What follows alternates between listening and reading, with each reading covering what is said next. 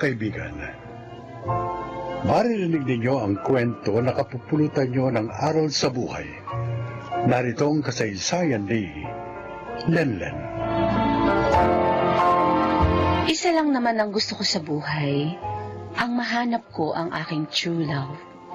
Kaya nang makilala ko si Jeric, agad niyang nakuha ang puso't tiwala ko.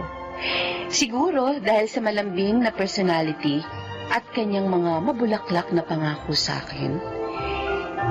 Pinili ko siya sa pag-aakalang siya na ang aking true love.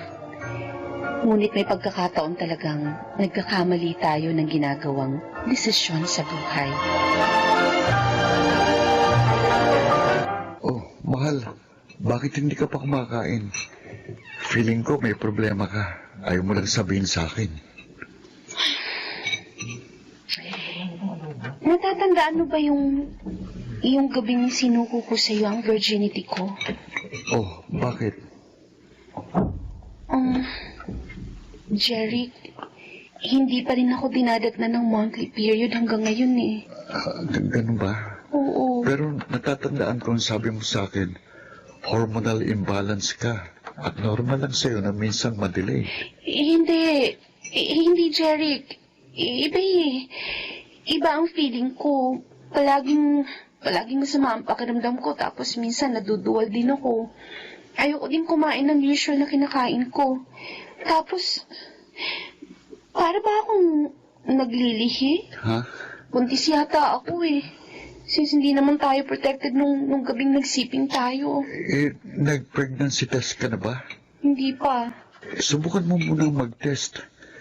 Pero sana hindi ka mag-positive. Paano kung positive? Anong gagawin natin? Ikaw, anong plano mo sa akin? Pananagutan mo ba ako?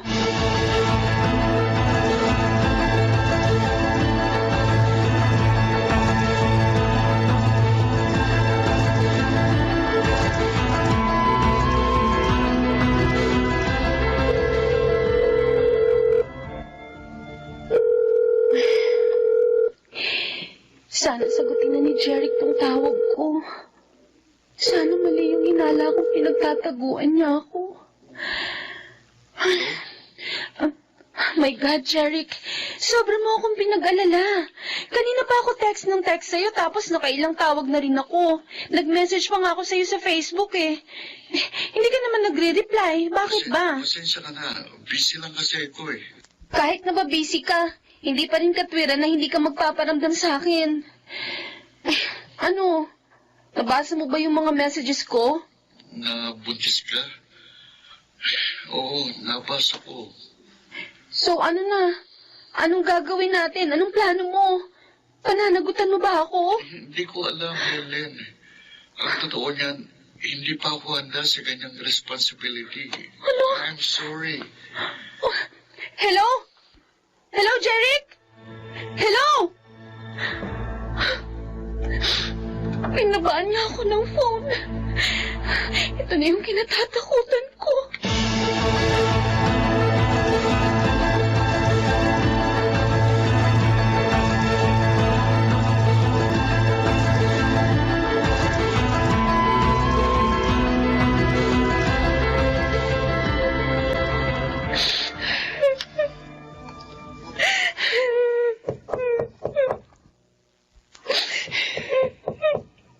Lelen? Anak? Pwede ba kitang makausap? Importante lang. Ma? Pasok po kayo. Hindi po nakalaki ang pinto. Kaya ka pala nagkukulong dito sa kwarto mo dahil umiiyak ka. Bakit? Hindi ba siya nagpaparamdam sa'yo? Opo. Ilang beses ko na po siyang pinakontak sa cellphone at sa Facebook pero wala na po. Hindi na siya nagpaparamdam. Pinuntahan mo na ba siya sa tinutuluyan niya? Pumunta po ako ng isang araw sa boarding house niya. Pero sabi ng landlady niya, umalis na daw dun si Jerry. Hindi na rin po siya pumapasok sa school. Be, ano kaya nangyari sa batang yun? Teka, anak, baka naman ayaw na niya sa'yo. Baka gusto na niya makipag-break sa'yo. Lenlen, anak, kung hindi na siya nagpaparamdam sa'yo, isa lang ang ibig sabihin nun, gusto niya ng space. Ngayon, kung makikipag-break siya, wala ka magagawa kundi tanggapin yun. Makakahanap ka pa ng higit pa kay Jeric. Pero ma, hindi niya ako pwedeng hiwalayan. Bakit? Nagbabala ka bang maghabol sa kanya? Lenlen, wag na. Kakawawain mo lang ang sarili mo. Ma, Kasi ano? May problema po ako. Anak? Buntis ako. Si Jeric, nabuntis niya po ako, ma. Sorry.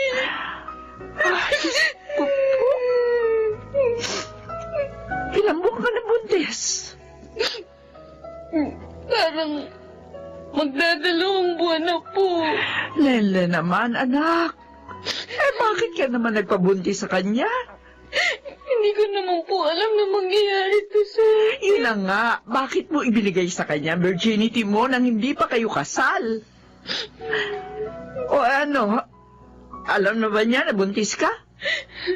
Opo. At tinakasan ka niya, kaya hindi siya nagpaparamdam sa'yo. Lenlen naman, bakit hindi mo ginamit yung utak mo? Bakit mo isinuko sa kanya ang sarili mo nang hindi pa kayo kasal? Ang buong akala ko naman po kasi ako pakakasalan niya in the future.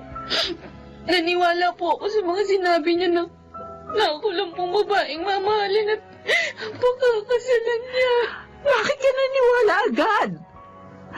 Yung mga lalaki niya ang talagang sasabihin nila ang lahat ng magagandang salita, makuha lamang nila ang gusto nila.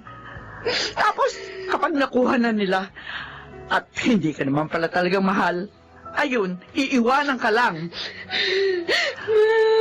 O siya, tama na, Tana, huwag ka na umiyak. Dahil kahit na maggangawa ka dyan, hindi na magbabago ang katotohanan ng disgrasyada ka na. Ituloy mo na yan, anak. At huwag ka nang umasa pa kay Jerry. Napananagutan ka niya.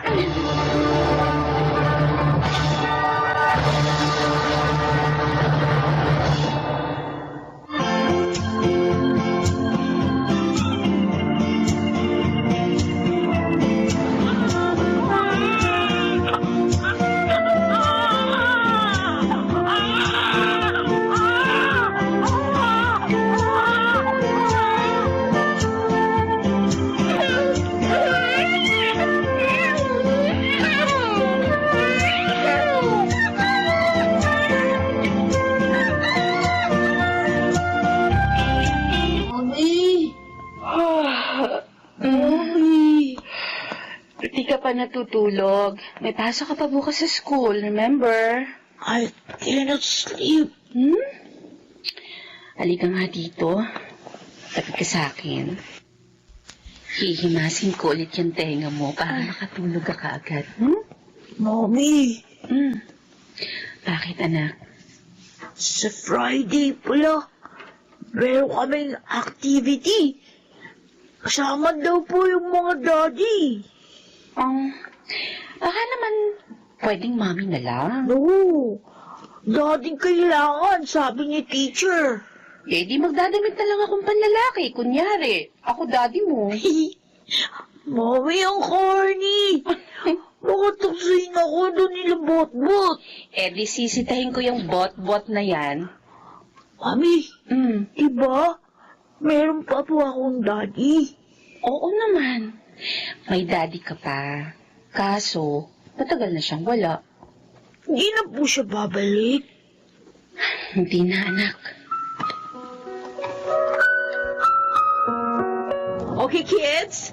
Nandito ng parents nyo, so kailangan behave, ha? Anyway, we will start our activity for today. Thank you, parents, for accompanying your child for today's activities. Anak, ituro mo nga sa akin mamaya kung sino yung botbot na madalas mang-asar sa'yo. Opo, Mami. Good morning, Miss Polancio. Good morning. I'm looking for Lemon and... Sino ba dyan?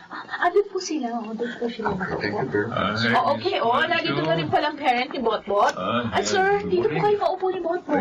Thank you. Opo. Sino sa kanila, anak? Sino dyan si Botbot? Ayun po, ayun si Botbot. Yung kalbong classmate ko. Saan? Bagong dating. Oh my God. Bakit po, Mami? Kailangan na nating umalis, anak. Bakit po? Magsisimula na po yung activity. Huwag na tayong I'm sorry. umalis. Sorry, anak. Pero magpaalam na tayo sa teacher mo. Sumama kasing pakiramdam ko eh. Need kong pumunta sa clinic, okay? Tara na. Okay.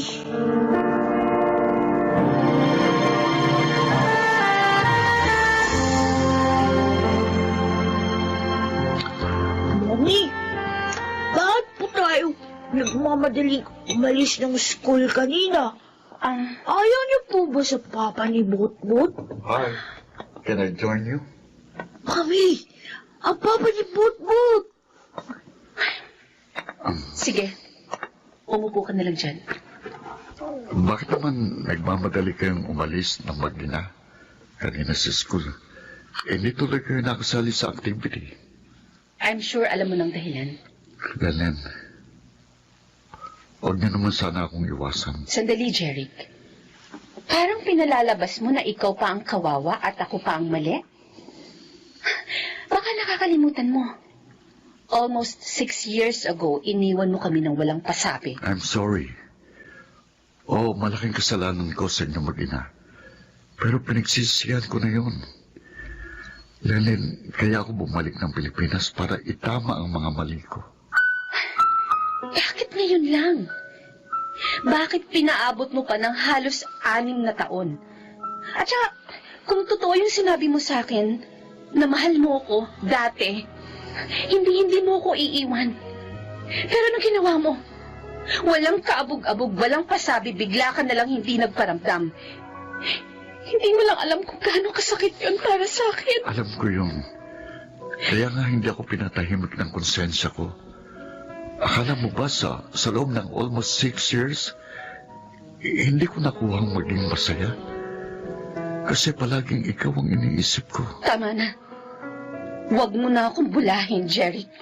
Mami, are you fighting? No, sweetie. Sige na. Bilisin mo kumain, baby, para makaalis na tayo. Kailan mo ba sasabihin sa kanyang totoo, Lennon?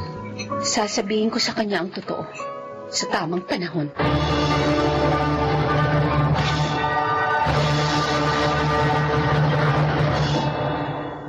Jeric, hindi ba si Lenlen yun? Oo, siya nga yun. Ipinaliwanag mo na ba sa kanyang lahat? Hindi pa kami nakakapag-usap ng matagal, pero Terence, matagal ko nang gustong sabihin sa kanya na mahal ko siya. Baka ito na yung tamang pagkakataon, insan. Dali, puntahan mo na siya.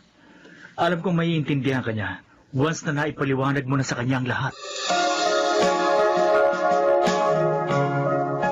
Ano bang pag-uusapan natin, Jeric? Lennon, please bigyan mo ko ng isa pang pagkakataon.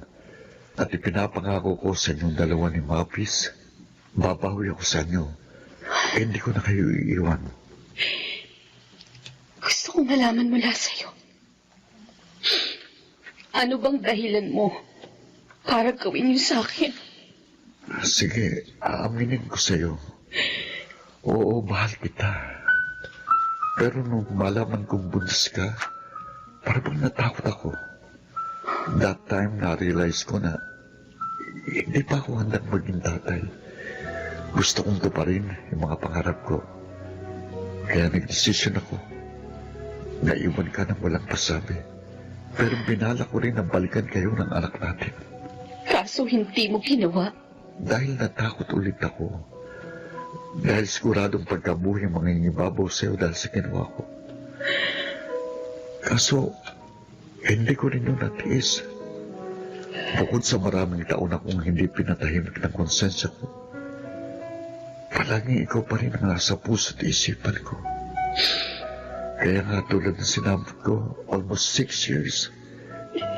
Hindi lang ikaw ang nahirapan. Ako rin. Nahirapan din ako. Gusto kitang yakapin. Gusto kitang makasama. Pero inuunahan ako ng takot. Siguro, bigyan mo muna ako ng time para makapag-isip-isip. Lanan, Pero huwag ka mag-alala. Habang pinag-iisipan ko kung tatanggapin ulit kita sa buhay ko, malaya ka makakabisita sa anak natin. Hindi ko ipagkakait sa'yo ang karapatan mo kay Mavis. Mavis, anak? Come here, baby. Halika dito. Mami, bakit po? May aaminin kami ni Jeric sa'yo. Mavis, may tanong ako sa'yo. Oh? Gusto mo bang makita ang totoo mong tatay? Opo. Anak, si Jeric, siya ang totoong daddy mo. Mavis, anak. Daddy? Kayo? Ang daddy ko? Oo, akong daddy mo. Daddy! Daddy! Payakap na sa anak mo. Daddy! Sorry kung iniwan ko kayo ng mama mo. I'm sorry talaga, anak. Huwag ka mag-alala, Mavis. Nangakong papa mo na hindi ka na niya iiwan. Magkakasama na kayong dalawa. Totoo yan. Daddy? Ano, anak? Masaya ka ba? Na nakilala mo ng totoo mong daddy. Opo! Masaya po ako! Daddy!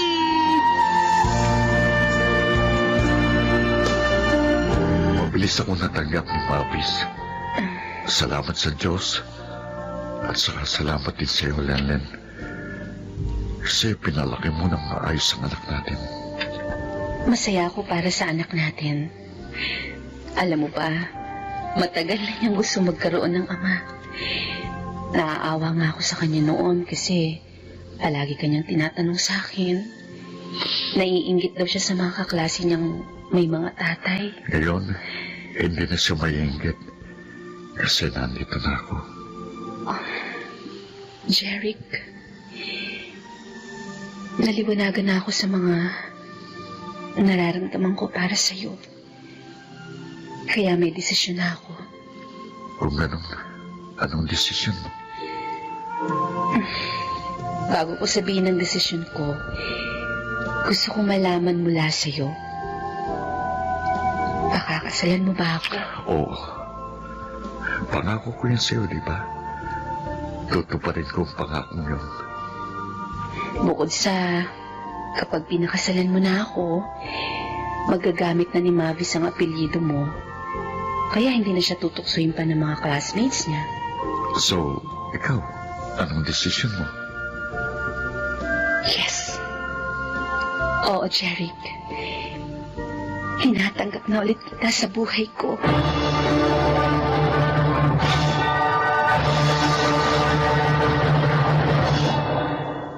Laking pasasalamat ko nang tinupad ni Jeric ang kanyang pangako sa aming mag-ina.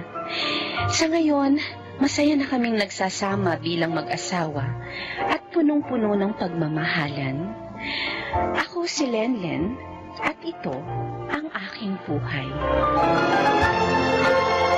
Ibinibigay ang second chance sa mga taong gustong itama ang kanilang mga pagkakamali at sa mga taong gustong patunayan na kaya nilang maging mas mabuti at mahusay pagkaraang makabangon sa matitinding pagsubok sa buhay.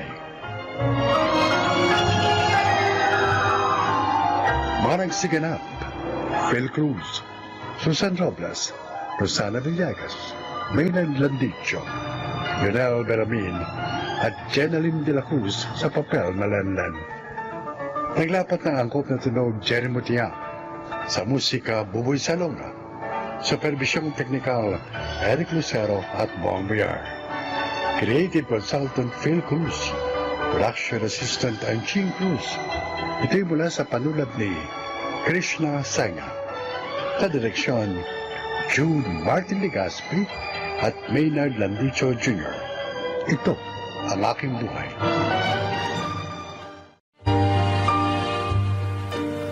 Mga kaibigan, sa araw na ito, inyong maririnig ang kwento ng isang mabuting anak na kapupulutan natin ng mga aral sa buhay.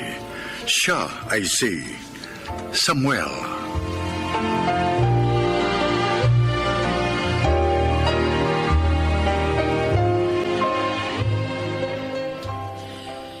Lumaki kami ni Levi na palaging ikinukumpara sa isa't isa ni Itay. Mas nakikita raw kasi niya sa katauhan ni Levi ang mga diskarte niya sa buhay. Lalong umigting ang pangmamaliit niya sa mga kakayahan ko nang pareho kaming magtapos ang pinsan ko sa kursong criminology. Pakinggan po ninyo ang aking buhay.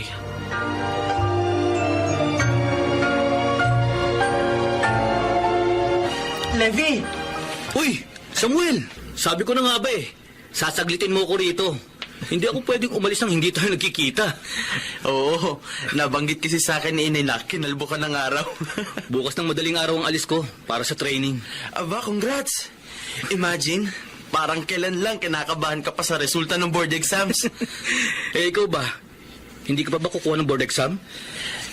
Nag-aasikaso muna ako ng mga requirements. Mahaba-haba yung listahan.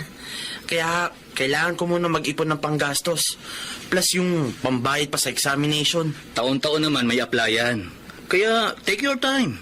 Jack, magkikita at magkikita pa rin tayo sa dulo.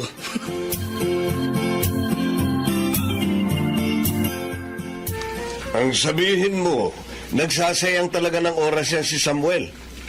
Tingnan mo, nakapasok na sa training si Levi. Habang nasa training ang pinsan niya, may sahod na. O, pagkaraan ng 6 na buwan, pulis na. O, siya, nga. Nauna nga kasing makatapos sa kanya si Levi. Natural. Mauna rin mag-apply yun. Kung bakit kasi hindi pa diretsong pagpupulis ang kinuhang kurso? Sinayang lang niya yung 1 buong taon niya sa wala namang kwentang economics. Na mag-enroll nga kasi siya sa public college. Sarado na ang kursong criminology. Wala nang pagpipilian ng time na yun kundi economics. Ayun nga, naisip na lamang niya mag-shift pagkatapos ng 1 taon. O, gaya nga ngayon. Tapos na siya. Hindi pa rin nag-a-apply. Kung ano-anong inaatupag. Narong nagtuturo sa call center, nagpo-photography, kung ano-anong mga walang kwentang racket na wala namang kinalaman sa profesyon niya.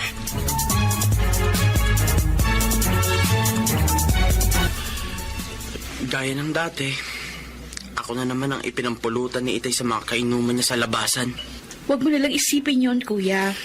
Ang mahalaga, gawin mo yung alam mong makabubuti sa mga plano at sa iyong sarili. Hindi pa siya nahihiya sa mga kaharap niya? Na sarili niyang anak ang sinisiraan niya? Mukhang tatanda na siyang ganyan. Yung depression niya sa mga bagay na hindi niya nakamit nung kabataan niya, ikaw ang gusto niya magtuloy. Hindi naman niya uunawain kahit kailan na magkaiba yung mga pananaw ninyo sa buhay. Baka isang araw hindi na ako makapagtimpi. Ipamumukha ko sa kanyang lahat ng kamalian niya.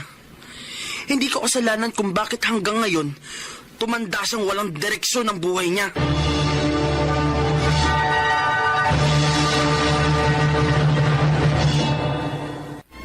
Kuya Samuel! Uy, ikaw pala Isabel.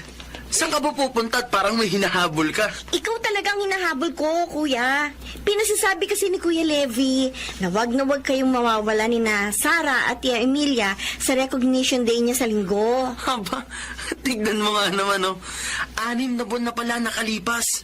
Lalabas na siya ng training camp. At dahil nga nasa Saudi si Itay at pahirap pa ng pag-uwi ngayong pandemic, gusto ni Kuya Levi, ikaw ang naroon para sa kanya sa araw na yun. Walang problema, Isabel. Isang malaking karangalan sa akin yon para sa Kuya Levi mo. Mga bata pa kami, talagang lagi naman ako nakasuporta sa kanya. Ay, salamat, Kuya Samuel. Tiyak na matutuwa si Kuya Levy kapag nalaman niya darating ka sa recognition day niya.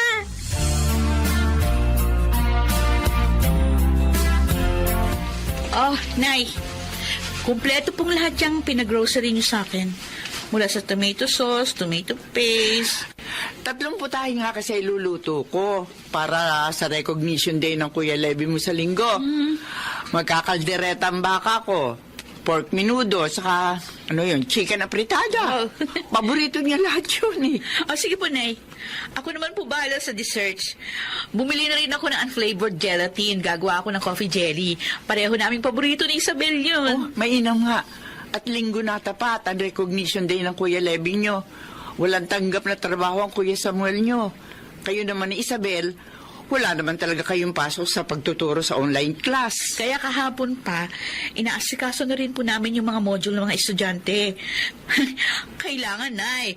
Present talaga kami sa recognition day ni Kuya Levy. Ay talaga, mahal na mahal niya talagang Kuya Levy nyo, ano? Kahit po si Kuya Samuel, mahal na mahal po namin siya ni Isabel. Napakabuti po nilang mga kapatid sa aming dalawa.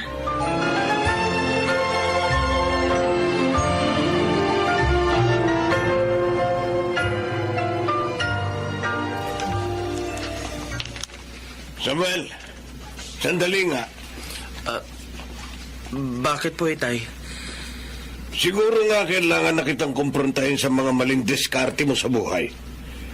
Hanggang ngayon, hindi mo pa alam ang gagawin mo sa sarili mo eh. Kung hindi po ako nagkakamali, ang tinutukoy nyo na naman po ay yung palagi nyo sinasabi sa akin na pagsasayang ko ng oras. Pag-atupag sa mga walang kwentang racket na wala namang kinalaman sa aking pagpupulis. Dahil nga tingnan mo si Levy. Nakalabas na ng kampo. Pulis na siya. Sumasahod na siya ng malaki. Makapaglolo na siya ng malaking halagang pera. Makabibili na siya ng mag-aaral sa sakyan. Gusto nyong malaman kung bakit naging napakadali kay Levy na maabot ang kinalalagyan niya ngayon? Ha? Ay dahil ka na sa diskarte. Mahusay ang kanyang mga disposisyon. Dahil meron siyang isang responsableng ama na nagsasakripisyo maghanap buhay sa ibang bansa. At tinutustusan ng edukasyon niya. Pati na mga ginagastos niya sa pag-a-apply, sa pagpasok sa kapulisan. Ako ba, Tay? May amang katulad ng ama ni Levy? Huwag mo ibuwelta sa akin ang usapan. Huwag na yung pinansyal na suporta, Itay. Naidaos ko naman ng kolehiyo na wala kayong ibinigay sa akin kahit 5. Nakapag-aral ako galing sa dugot pawis ko. Pero kahit man lang sana yung suportang emosyonal, maibigay nyo sa akin. Baka hangaan ko pa kayo. Huwag mo akong labas tangalin. Naisip nyo man lang sana, sa ginagawa nyong pagpaparoot pa rito mula sa kung sino-sinong babaeng kinakasama nyo, sinumbatang ba namin kayo? Tinatanggap pa rin namin kayo rito. Inaasikaso. Pinakakain pa namin kayo. Hindi ko hiningi sa inyong asikasuhin niyo ako. Kung ayaw niyo akong tanggapin dito, diwag. Kung pagkain lang, marami akong kakainan. Yung mga sinasabi niyong mga walang kwentang bagay na pinag-aaksayahan ko ng panahon, doon ko kinukuha ang mga ginagastos ko sa requirements, sa ginagawa kong pag-a-apply ngayon sa kapulisan. Tay, tsak hindi niyo pa rin alam. Nakapasa na rin ako sa board exam. Bakit ko ba sinasabi ang lahat ng ito sa inyo? Samantalang wala namang kayong pakialam.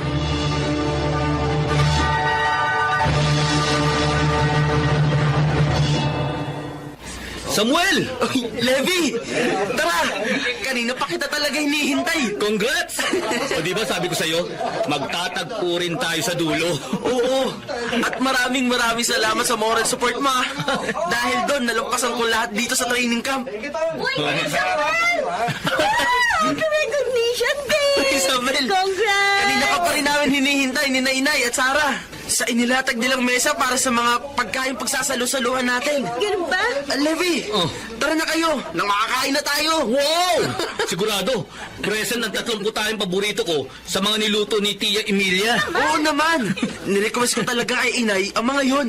Wow! Dahil ang araw na to, hindi ko lang araw, kundi araw nating lahat.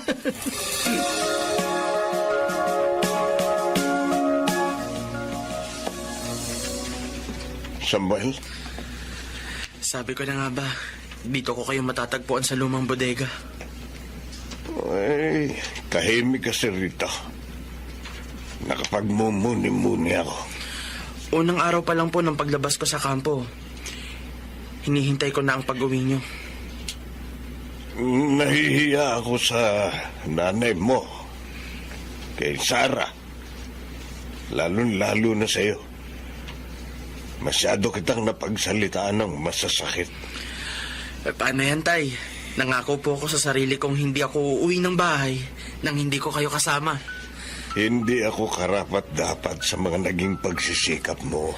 Tay, marami pa pong espesyal na araw tayong pagsasaluhan sa mga susunod na araw. At kailangan naroon po kayo. Kaya tara na pong umuwi. Binabati kita, anak. Maligaya ako at natupad mo ang pangarap mo maging isang alagad ng batas. Ikinararangal kita. Maraming salamat po, Itay. At palagi po ninyong tatandaan, kasama kayo sa bawat pangarap ko. Hinding-hindi po magbabago yun.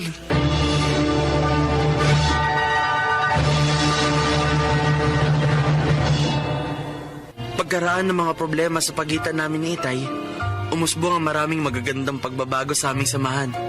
Siya bilang aking ama, at ako bilang kanyang anak. Naging suporta namin ang isa't isa sa pagdaan ng mga araw. At ang higit na pinakamahalaga, ang pagiging going straight na ni Itay mula sa kanyang dating buhay na walang direksyon. Ako si Samuel, isang bagong alagad ng batas. At ito ang aking buhay. May mahalagang kontribusyon ng isang ama sa pundasyon ng isang matatag na pamilya.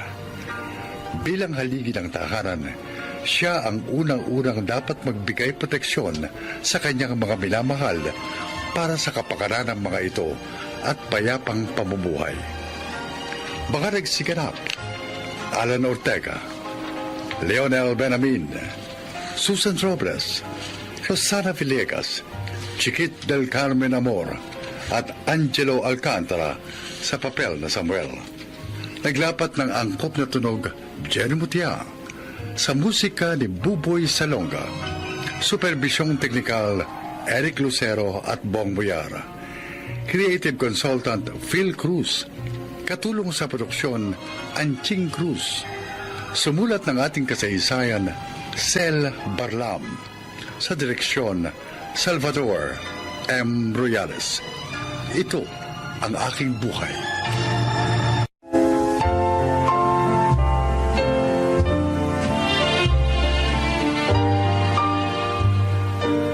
Mga kaibigan, sa araw na ito ay isa na namang nilalang ang magbabahagi sa atin ng kanyang buhay upang kapulutan ng aral. Siya po ay si Amelia.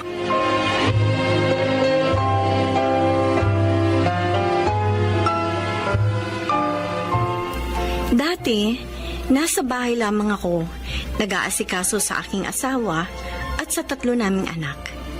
Ngunit nagbago ang lahat at ako ay naging isang masahista. Pakinggan po ninyo ang aking paglalahad.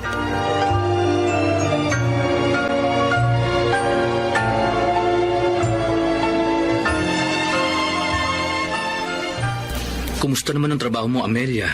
Okay naman, Kuya Donato. Magandang kita ko. Pero nakakapagod, di ba? Mas nakakapagod naman, Kuya, yung wala kang kinikita. Dahil wala kang magagamit sa mga pangangailangan ng pamilya. Sa bagay, tama ka. Kahit ba lalaki minamasahe mo? Oo, Kuya. Kaya ko naman eh. Malakas yata itong kapatid mo. Natutuwa ako sa sigla mo. Ngayon, tanggap mo na ang pagpanaw ng asawa mo. Kailangan maging matatag para sa aking 3 mga anak.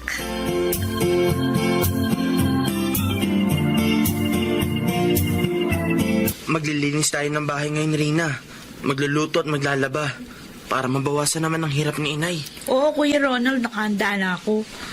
Wala na naman akong gagawing assignment dahil tinapos ko na lahat kagabi. Alam mo, naaawa ako kay Inay. Hindi madaling magmasahe. Masakit sa katawan yon. Lalo na pag marami ka nang namasahe. Kami nga rin ni Bunso naaawa sa kanya. Kaya nga sabi namin, dapat mapasaya natin si inay.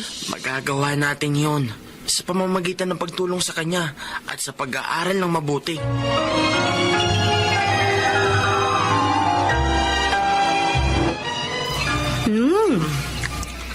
Ang sarap nitong sinigang na isda ah.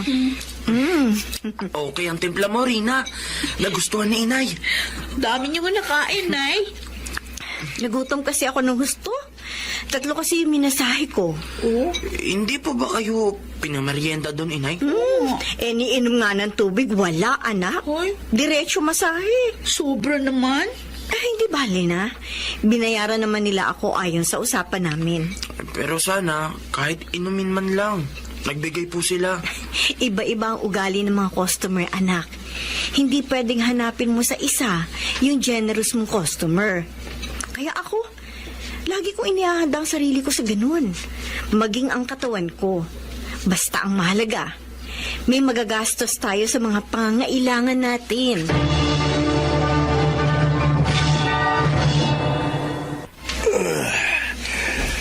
Ang sarap mo talagang magmasahe, Amelia. Ang gaan ng pakiramdam ko. Salamat po, Sir Marlon. Si Ma'am Ho, hindi po ba magpapamasahe? Magpapamasahe rin. Sabi niya sa akin sa text, nandito na siya in 10 minutes. Kaya magmerienda ka muna. Ipaayos ko tuloy kay Manang Inday yung mga canned goods na ipauuwi ko sa'yo. Ay, naku. Maraming salamat po. Lagi na lang kayo may pabaon sa akin. Dahil gusto namin ng misis ko ang trabaho mo. Lalo na ako.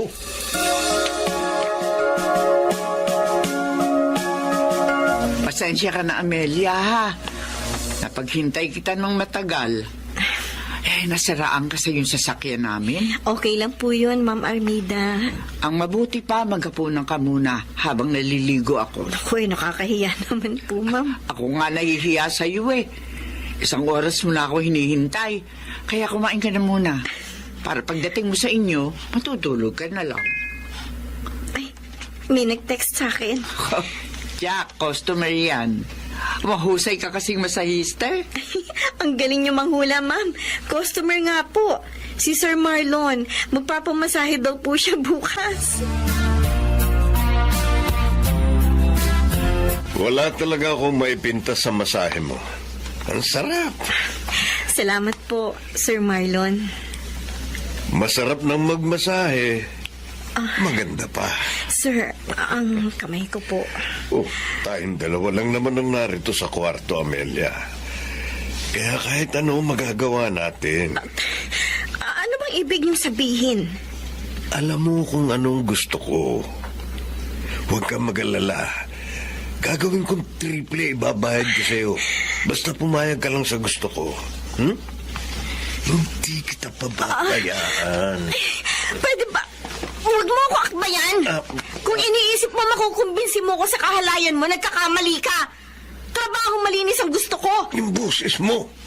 Baka marinig ka ng katulong namin. Akala ko pa naman mabait kayo. Yung pala, may iba kayong motibo. Busit na ito eh. Malis ka na. Malis!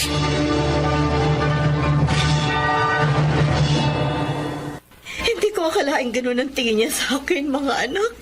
Akala ko pa naman, mabait si Sir Marlon. May masama palang motibo. Ang sama niya. Ang sarap bugbugin. Kuya Ronald, wag. Makakasuhan ka nila kapag ginawa mo yun. Magkakaproblema tayo. Tama si Rina, Ronald. Kalilimutan niyo na lang yun. May mga pagkakataong kahit galit tayo, dapat pa rin maging mahinahon upang maiwasan natin ang kapahamakan. Huwag niyo na silang puntahan, Nay. Kahit natawagan pa kayo ng asawa niya.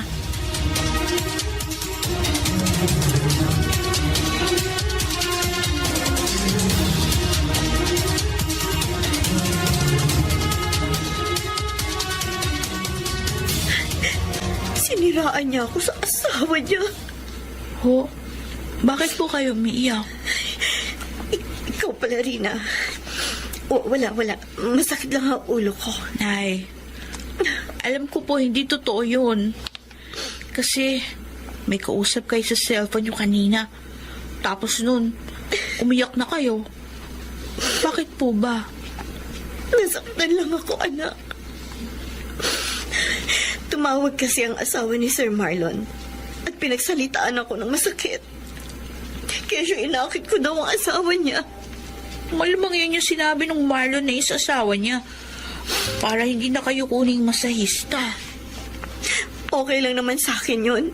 Dahil talaga naman hindi na ako pupunta sa kanila para maiwasan siya. Nasaktan lang ako sa sinabi ni Ma'am. Di bale, Nay. Pag nakatapos na kaming mag-aral, hindi na kayo magmamasahe pa. Promise yan.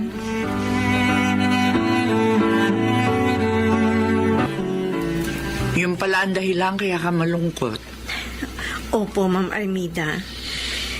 Nabawasan ang mga customer ko. Bali, 2 pamilya rin po yun eh. Kasi nga mga bigay sila sa akin ni Sir Marlon. Tapos siniraan po ako ni Sir sa kanila. Kaya ayaw na nila akong kunin. Kalimutan mo na yun. Makakahanap ka rin ng iba pang customer. Ang inaalala ko lang naman po ang pag-aaral ng 3 kong anak. Sa bagay na yan, matutulungan kita. Kaya huwag ka na mag-alala. Ma'am Armida?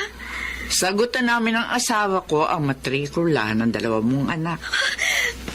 Talaga po, Ma'am? Oo, sabi. Abay, nakakatulong nga kami sa hindi namin kilala ng personal. Lalo kang dapat namin tulungan. Dahil masahista ka namin. Kilala namin. Pati pamilya mo.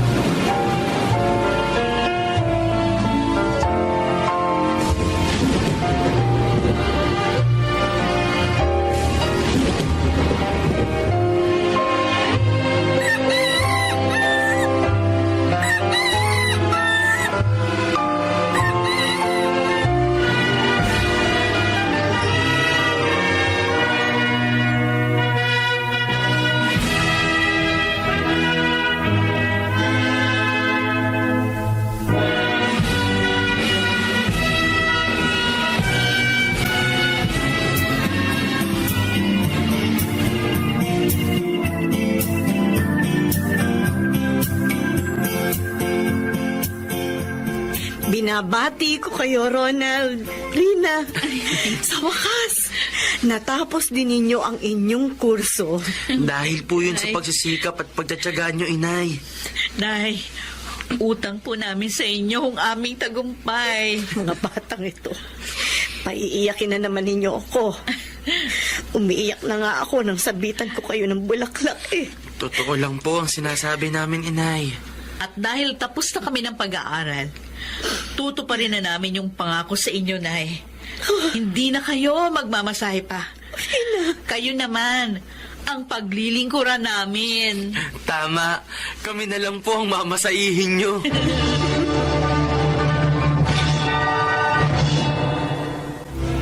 Napakasarap talaga ng pakiramdam ng isang ina na sa kabila ng kanyang kahirapan ay nagawa niyang mapagtapos sa kolehiyo ang kanyang mga anak. Sana po ay inyong naibigan at kinapulutan ng aral ang aking inilahad. Ako po, si Amelia, dating masahista, at ito ang aking buhay.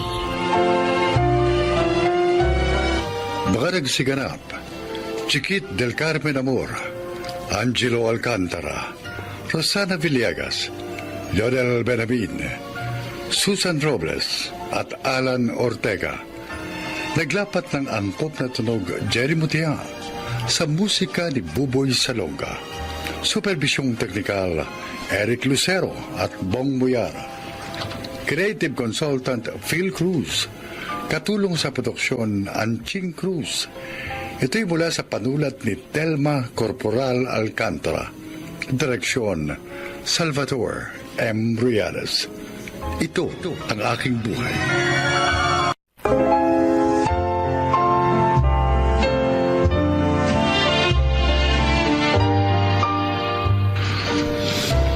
Magandang araw po sa inyo mga kaibigan. Ngayong araw na ito, mapapakinggan natin ang paglalakad ng isang ina na pinatunayang ang buhay ay hindi isang uri ng kompetisyon, kundi isang laban na nangangailangan ng determinasyon. Siya po ay si Toyang.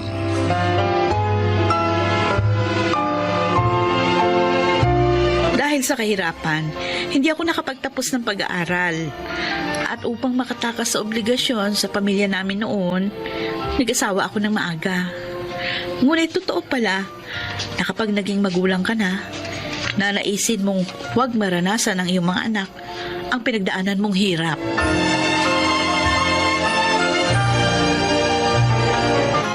Ate Emma! Naku, naglalaway na sa himbing ng tulog. Ate Emma! Tapos ko na ho kayong linisan ng kuko sa paa. Ay, pasensya ka na, Toyang, ha? Ay, nakatulog na ako. Ang gaan talaga ng kamay mo mag-pedicure. Kulay pula ho yung nail polish na ginamit ko. Bagay naman sa paa nyo kasi maputi. Meron ho ba kayong okasyon na pupuntahan? Ay, oo. Graduation ng panganay ko bukas. Ay, kaya pala. At, sandali. Eto ang bayad ko. Salamat ho. Eto, dagdag na yung 20 pesos. Naku. Tip ko na yan sa'yo. Salamat po rito. Ay, kukunti nga lang yan eh. Hayaan mo, kapag may trabaho na si Myra ko, dadagdagan ko yan tip ko sa'yo. Sure na sure naman yun. Kasi ngayon pa nga lang, ay, nag-aagawa na mga kumpanya dyan sa panganay kong yan. Ay, talaga ho? Oo! Sino ba naman ang hindi magkakandara pa sa kanya? Matalino, summa cum laude, tapos maganda pa. Pero yung kagandahan, tiba na yun eh. Kasi syempre, kanina pa ba nun magmamana? Oo nga naman. Ikaw, yung mga anak mo, naku, siguro kung nakapagtapos ka ng pag-aaral, tapos may maayos kang trabaho, ay baka mas maging maganda ang future ng mga anak mo. Kasi mapapaaral mo sila sa mamahaling eskwelahan. Yan si Myra ko. Alam mo ba ang tuition niya kung magkano? Nako! Kulang ang 50,000. Sabi niyo nga ho yun. Nung unang beses niyo yung kinuwento sa akin, 30,000. At mali pala yung pagkakaalala ko noon, Toyang. Tapos alam mo ba ha, itong pangalawa ko si Alexander. Ay, naku, Ate Emma. Pasensya na ha. Magkwentuhan na lang ulit tayo kasi mag-aayos pa ako ng mga ititinda kong barbecue. Ay, sige, Toyang. Ay, bukas nga pala, punta kayo rito ng mga anak mo, ha? Nang makatikim man lang kayo ng mga masasarap na pagkain. Baka mamaya nauumay na yung mga anak mo sa isaw at balumbalunan. May lechon bukas.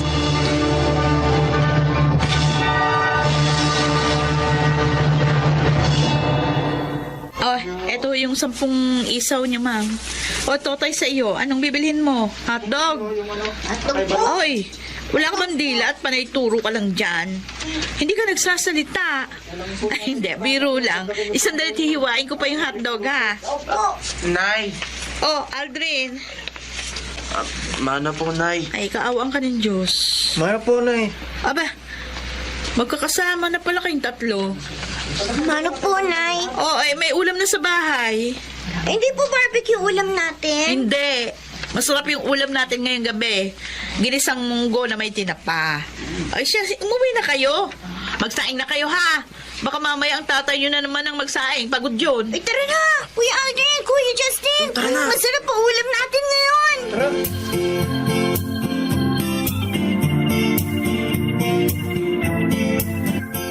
Yan, dito sa may balikat. Silin mo ng konti. Sige. Nangangalay talaga eh. Paano hindi mangangalay? Katigas ng ulo mo. Sabi ko naman sa'yo, kapag pagod ka sa maghapong paghahalo ng simento, huwag ka na maghuhugas ng pinggan pagdating sa bahay. Kaysa naman ikaw pa o yung mga batang magugas. Kailangan pang gumawa ng assignment ng mga yun. Pwede namang ipagpabukas ang mga ganyang gawain. Hindi naman nabubulok ang mga... Nay? Ay, ano, Aldrin? Report card ko po. Akin na. Pasensya na po kayo, ha. Mabababa ang mga grades ko. Pero hindi naman po ako nagbubulakbol.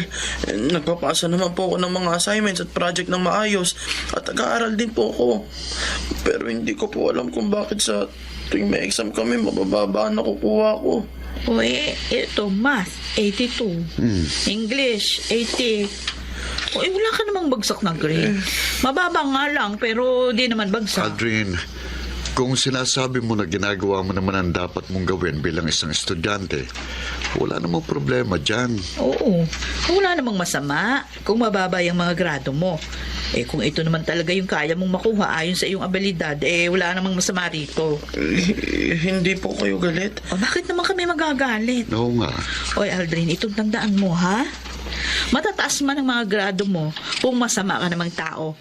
Wala rin saysay ang pag-aaral. Pag-uugali ang mas mahalaga sa isang tao.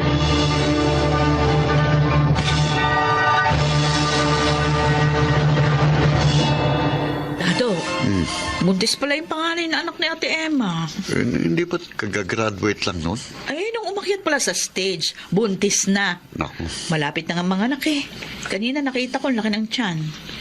Ang masakot lang, hindi pinanagutan ng boyfriend. Uy, may kaya naman sila. Kaya namang buhayin ni Ate Emma ang apo niya.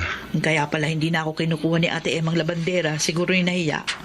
Madalas, pinagyayabang niya yung mga anak niya kasi matatalino at magagaling daw sa klase. Yung pangalawang lalaki, napabalkahan na raw. Kasama yata sa mga nahuli ng mga pulis kamakailan lang sa kabilang barangay. Kasi nahuling gumagamit ng droga. Ay, nako. Kawawa naman si Ate Emma. Mayaman man o mahirap ang isang tao, matalino man o hindi, dapat pinaprioridad ng isang magulang ang pagtuturo ng mabuting asal sa kanilang mga anak. Hindi naman sa inuusgahan ko si Ate Emma at ang kanyang mister, no? Pero napakalaki ng papel na ginagampanan ng mga magulang sa paghubog ng pagkatao ng isang anak. Oh, kuya, dito ka na. Isuot mo na ang toga mo, Justin.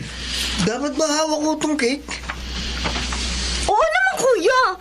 Yung makikita yung nakasulat na congratulations. Ay, nagugutom na ako.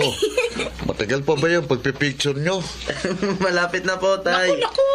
Dalian yun at lalamig yung pagkain natin. Oh, sige, last na to talaga, Kuya Justin. Oh, okay. 1, 2, 3. Smile! Ay, salamat. Oh, tara na. Nay, kain na tayo. Uy, ano ba itong mga binili nyo, Aldrin, ha? Gumastos na naman kayo ng gumastos. Hindi ko yan binili, Nay. Ha? Galing yan kay Chang Emma. Kay Ate Emma? Opo, binigay niya sa amin kanina itong pizza at saka isang fried chicken. Ganun ba? Opo. Nay, ngayong tapos si Justin siguro naman. Papayag ka na tumigil sa pagtitinda ng barbecue. Si Myra na lang ang nag-aaral. At kaya ko na siyang tustusan. Oo, wala namang masama sa pagtitinda ng barbecue. Nay, ang gusto lang namin, makapagpahinga na kayo ni tatay sa pagtatrabaho ng gusto. Ilang taon din kayong nagpakahirap para lang makapagtapos kami. Oo nga naman po, Nay. Buti pa kasi tatay tumigil na sa pagkukonstruction eh. Mag-relax na po kayo ngayon. Basta't ako, nakakapag-relax ako kapag kausap ko mga alaga kong baboy. Sinasabi niyo ba, Tay, na mas nare-relax kayong kausap ang mga baboy kaysa kausap si nanay?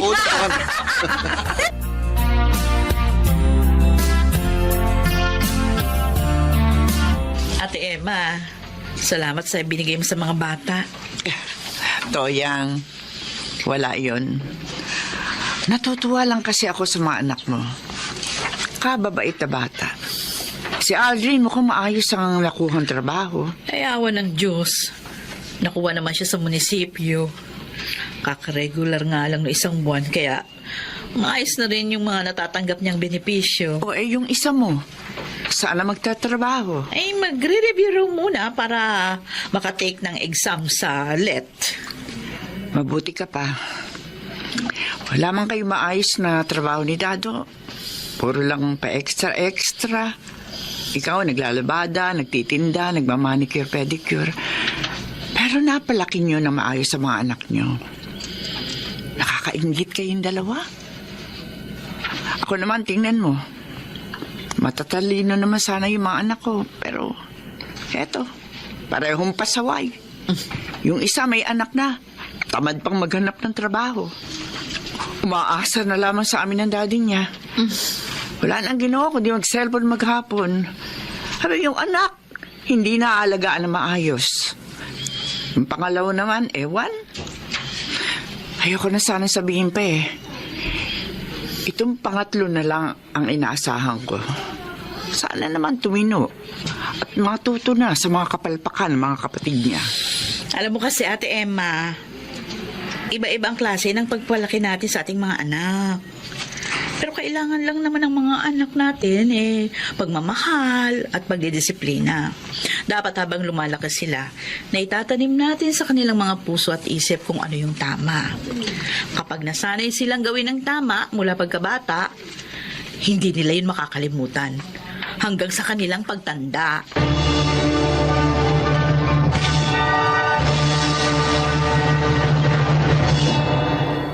May trabaho na rin ngayon ang bunso kong si Myra at kami naman ang aking asawa na si Dado abala sa pag-aalaga ng baboy. Nakapagpatayo na rin kami ng bagong bahay. Napatunayan ko na hindi naman natin kailangan maging mayaman o magkaroon ng mataas na pinag-aralan para maging isang mabuting magulang. Ang kailangan lamang natin ay magsikap at maging gabay ng ating mga anak para sila ay lumaking mga mabubuting tao. Ako po si Toyang. Ito ang aking buhay.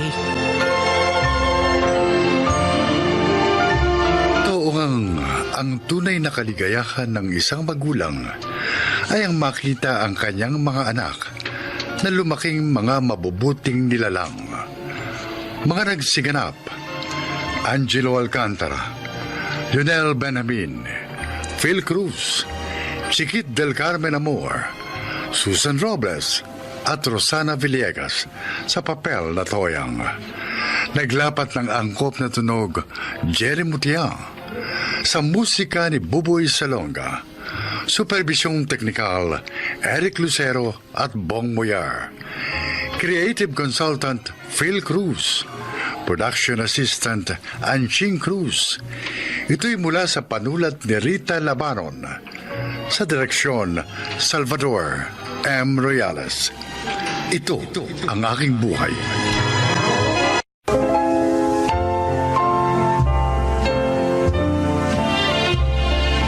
Mga kaibigan, isa na namang kasaysayan ang inyong kapupulutan ng aral sa buhay. Ito ay ang kwento ni Noel. Panganay ako sa 4 na magkakapatid at nang maulila kami sa mga magulang, nang ibang bansa ako upang mapag-aral ang aking mga kapatid. Hindi naman nila ako binigo. Kuya Noel, nagustuhan mo ba yung gift namin sa'yo? Oo naman, kaya lang, ang mamahal ang binili nyo. Ikaw, cellphone, itong si Fred, laptop, at ang bunso nating si Lorna, relo. Okay lang yun, kuya. Magagamit mo naman lahat yan. Tama. At saka love ka namin. Kaya natural, magandang ibibili namin sa'yo kahit na mahal pa yun.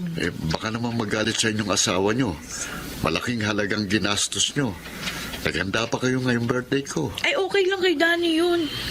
Hindi naman niya ako makikilala kundi dahil sa'yo. Wala rin problema sa misis ko, kuya. Mabait at understanding yun. Basta ang gusto namin, mapasaya ka ngayong birthday mo. Oo. Ay, wait mo lang ha. Meron pa kaming isang surprise sa'yo. Ano naman yun? Basta, lalo ka magiging happy dito. Ay, baka kung anong kalokohan yan. Ay, di ako kasama dyan, kuya. Uy, ano ka ba, Fred? Huwag mo ako ilaglag. Ikaw nga itong gusto mo rin ang gagawin ko eh. Kunyari ka pa dyan. Ano nga kasi yun? Basta, wait mo na lang.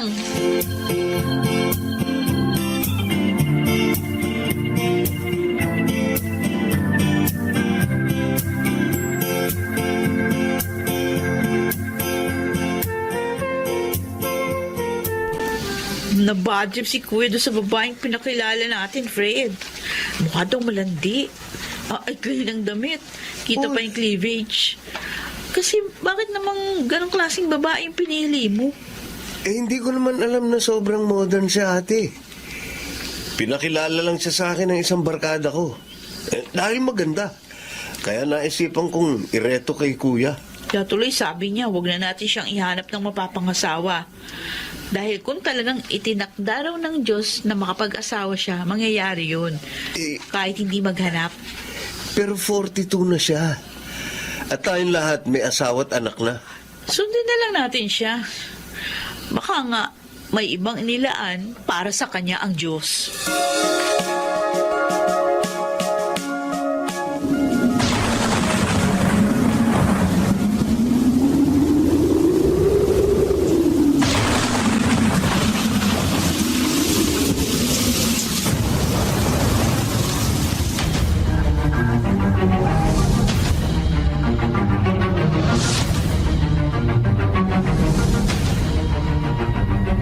Ay, salamat.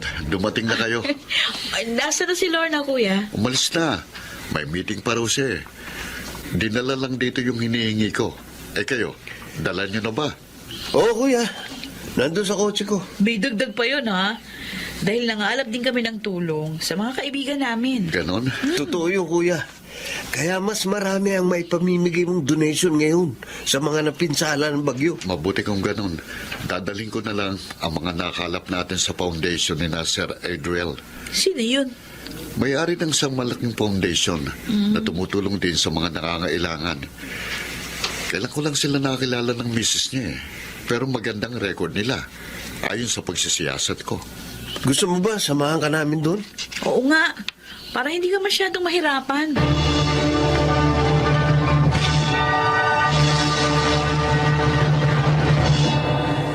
Ay, naku, maraming salamat sa donation yung magkakapatid, ha?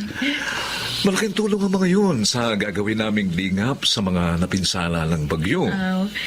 Lagi talaga kami nagdo-donate, Sir Adriel. Thank you. At itong kuya namin ang nangunguna dyan. Ay, siya nga pala, Adriel na lang ang itawag niyo sa akin. Alisin niyo na yung sir, ha? Ay, okay. Para naman maging magkakapalagayang loob tayong lahat. Okay, Adriel. Ay, thank you. Kung ano man ang maaari pa naming itulong, tawagan mo lang ako at handa akong tumulong. Naku, salamat, Noel. Adriel, may gusto lang sana akong itanong. Ano yun? Sige. Ano ba ang pangalan ng social worker ninyong maputi at mahaba ang buhok? Maputi. Yun si Janet. Janet? Janet. 10 years na siya rito sa foundation namin. Ganun ba? Oo, siya ang head ng mga social worker namin.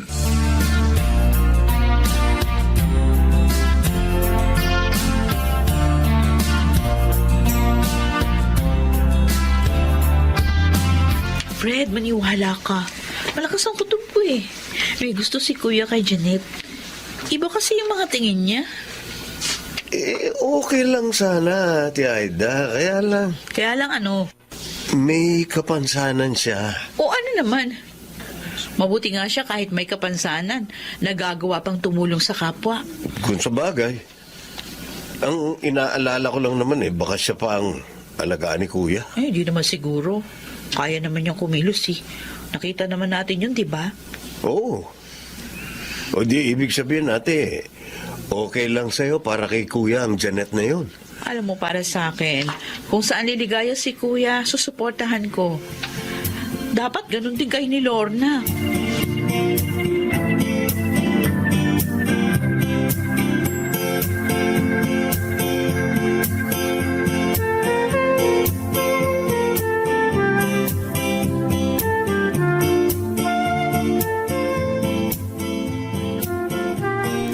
Matagal ka na pala dito na Adriel, Janet. Ay, opo, Sir Noel. Stay in ho kami ni Joyce. Mabait naman ho sila, kaya hindi na ho ako umalis pa dito. Janet, pwede sana Noel na lang itawag mo sa akin. Para naman maging magkaibigan tayo. Sige, Noel. Salamat. Buti hindi ka nahihirapan sa trabaho mo kasi... Kasi, may kapansanan ako? Oo. Naisip ko parang ang hirap nun. Dahil nagpupunta kayo sa iba't ibang lugar. Ganyan ka. Nung bata pa ako, kapag nakikita ko ang kalaro ko na kailangan ng tulong, tinutulungan ko. Tapos sumasaya ako. Dahil kahit pilay ako, nakakatulong ako. Kaya mula noon, pinangarap ko na makatulong. Kaya nga social work ang kinuha ko. Nakaka-inspire ka talaga, Janet. Palagay ko, mapapadala 10 ako rito dahil sa'yo. Bakit naman hindi mo uli hinarap si Noel, Janet? Oo nga, girl. Malungkot tuloy siyang umalis. Dapat kasi, hindi na siya nagpupunta rito eh. Tsaka, huwag na rin siya magdala ng kung ano-ano. Alam mo, palagay ko, gusto kanyang ligawan. Yun din ang feeling ko, Sir Adriel. Oh, Bakit naman niya ako liligawan? May kapansanan nga ako. Hindi ako bagay sa kanya. Aba, Janet, wag. Huwag kang mag-iisip ng ganyan. Oo nga, friend. Hindi porkit may kapansanan ka at niloko ka ng 2 dati mong nobyo, hindi ka na bagay sa kahit sinong lalaki. Tama si Joyce. Hindi hadlang ang kapansanan sa tunay na nagmamahalan. Tandaan mo yan.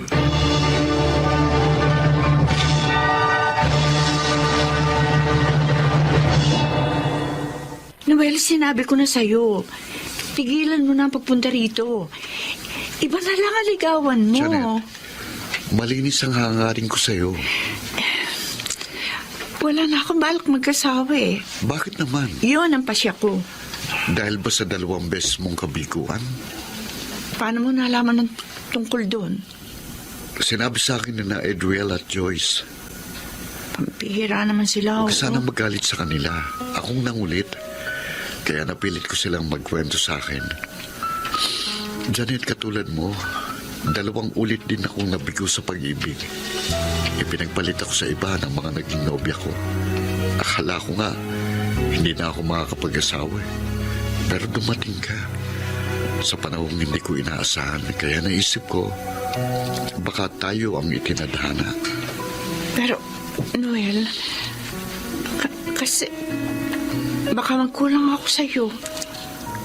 Baka hindi kita maasikaso dahil sa kapansanan ko. Tanggap ko kung ano ka at maging ang kaya mong ibigay.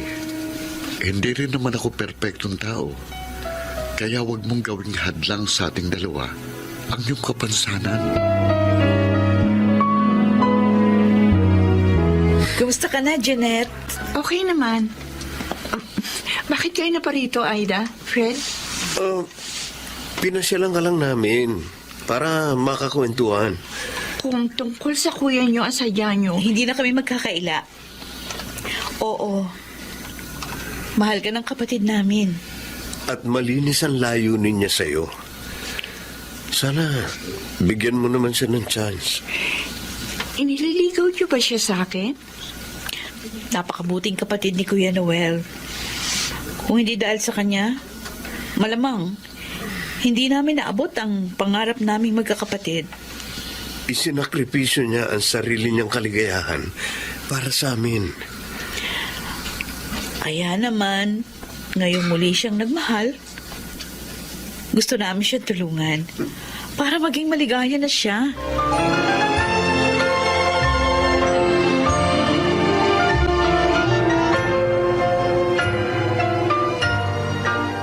Janet, bakit malungkot ka? Wala. Alam ko, kahit hindi mo sabihin. Dahil kay Noel, ano? Kasi 2 weeks na siyang hindi nagpupunta rito. Siguro napagod na siya sa panunuyo. Nagsawa na. Pati mga kapatid niya. Kaya lahat sila wala na. Ikaw naman kasi. Mahal mo naman siya. Pero hindi mo pa sinagot. Dahil nga natatakot ako muli masaktan. Baka hindi ko na makaya. Pero mahal mo rin siya, hindi ba? Oo. Pero wala na naman siya. Narito pa rin ako, Janet.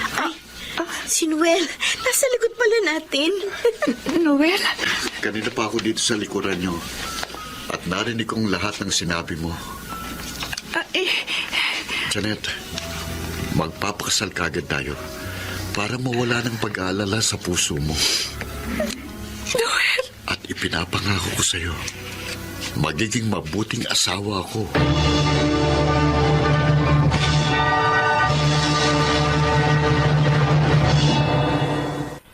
Ngayon ay kasal na kami ni Janet. Maligayang nagsasama at hinihintay ang pagdating ng ikalawa naming anak. Sana po inyong naibigan ang aking kasaysayan. Ako po si Noel at ito ang aking buhay.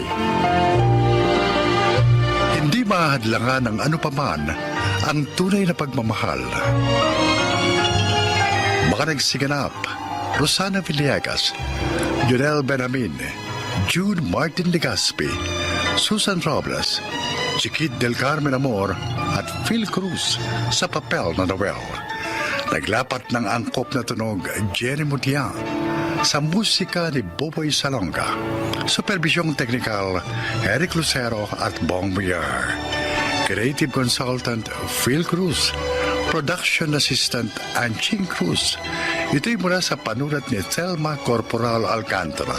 Sa direksyon, Salvador M. Royales. Ito ang aking buhay.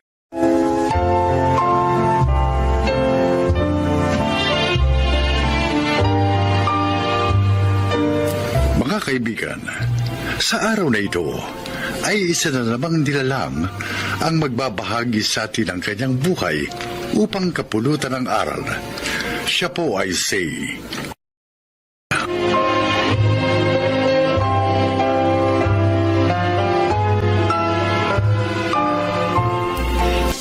Merry Christmas po, Nanay Narda!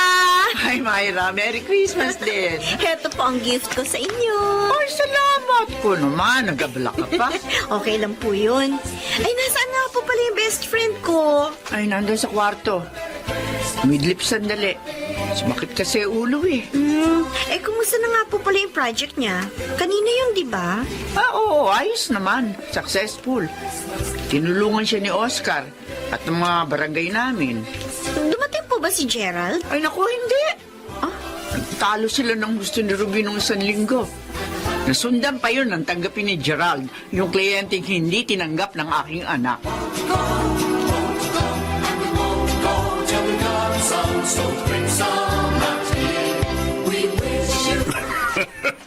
Napakalaking halaga pala ng ibinahid sa'yo ng taong yun, anak. Yes, Dad. Para palang nagtampo sa bigas ang nobya mo sa hindi pagtanggap sa kanya. Ay, nako. Matigas ang ulo niya. Bas pinahahalagahan niya ang kanyang prinsipyo, Dad. Walang mararating ang ganong klase ng tao, anak. Mabuti pa tapusin mo na ang inyong relasyon. Daddy? Dahil hindi naman kayo compatible. Makasisira lang siya sa tagumpay mo. Kaya makipag-break ka na sa kanya at paalisin mo na rin siya sa ating law office.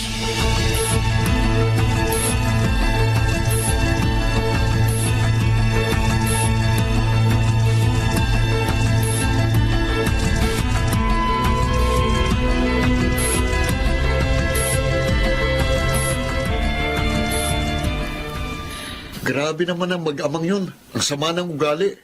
Ko nga rin akalaing gagawin nila yun sa akin. Paano ngayon yan? Saan ka papasok, anak? Kinausap ko na po si Myra, Nay. Kinuha na po niya ako sa law office ng tito niya. Kaya magkakasama na kami. Ay, mainam naman. Nay, hindi po pababayaan ng Diyos si ate dahil nasa panig siya ng kabutihan. Nalulungkot nga ako at nangihinayang. Biruin mo, 3 years yung relasyon namin ni Gerald. Hayaan mo yun, te. Buti nga nalantad sa'yo habang maagang pag-uugali niya. Malaki pa ang chance mo na makahanap ng mas karapat-dapat sa'yo. Tama ang kapatid mo, anak. At narito kami. Karamay mo sa lahat ng sandali. Salamat po, Nay. Oscar, malaking kagaanan sa loob na kahit tagapagtanggol ako, may mga taong sumusuporta at nagtatanggol din sa akin.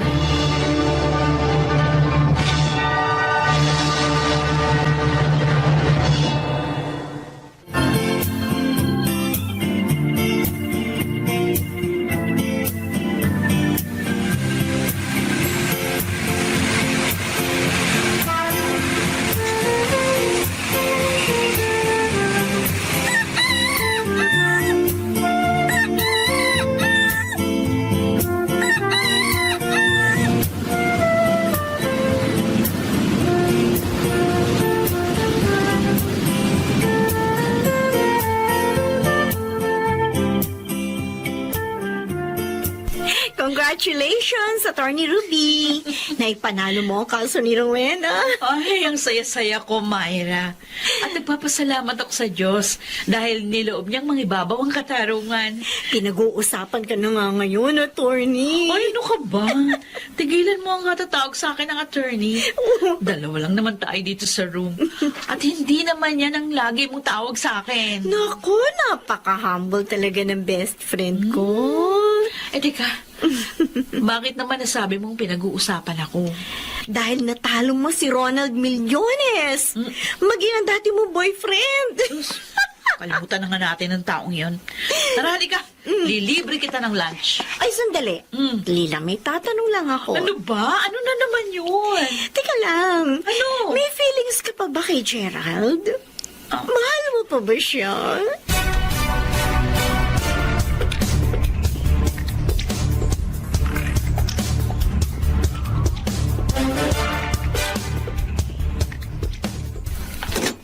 Oh, kayo pala, Nay. Pasok po kayo.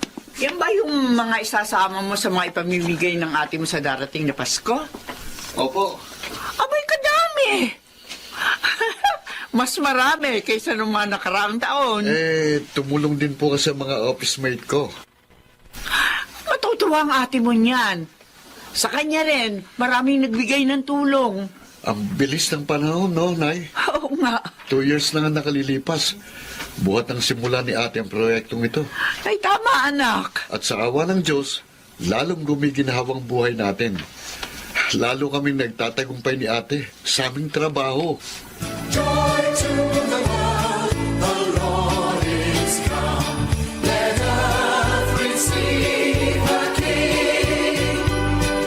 Attorney Gerald! Oh, it's been a long time. Bakit narito ka sa law office namin? Gusto ko sana makausap si Ruby, Myra. She's not here. Inaasikaso ang gift giving niya for December 24th. Patuloy pa pala yun? Of course.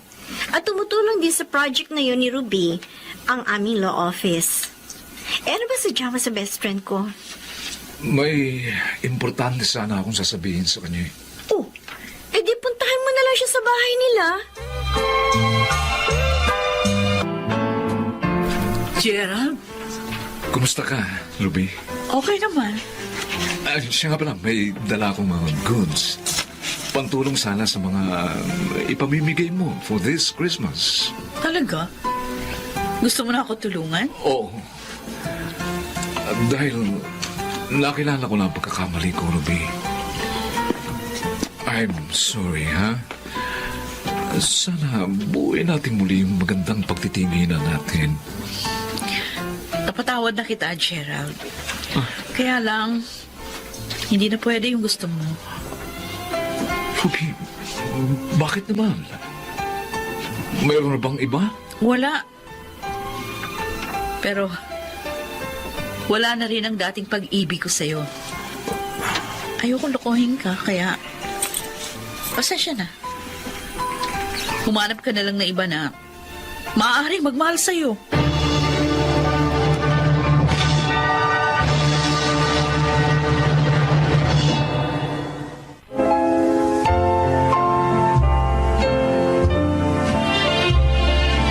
Kahit wala pa rin akong boyfriend hanggang ngayon, masaya ako dahil nagagampanan ko ng tapat ang aking propesyon.